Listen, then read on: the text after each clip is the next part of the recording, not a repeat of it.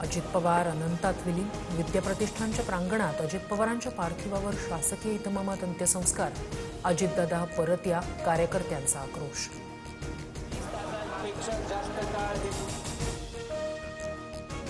केंद्रीय गृहमंत्री अमित शहा, मुख्यमंत्री फडणवीस आणि उपमुख्यमंत्री शिंदेंसह नेत्यांकडून अजित पवारांना श्रद्धांजली.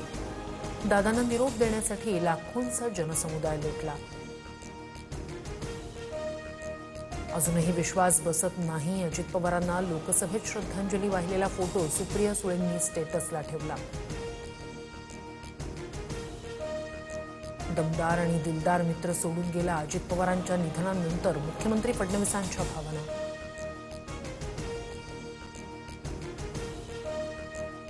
विमान अपघातात महाराष्ट्रानं अजित पवारांना गमावलं. अजित पवारांच्या विमान अपघाती निधनावर मोदींकडून शोक व्यक्त.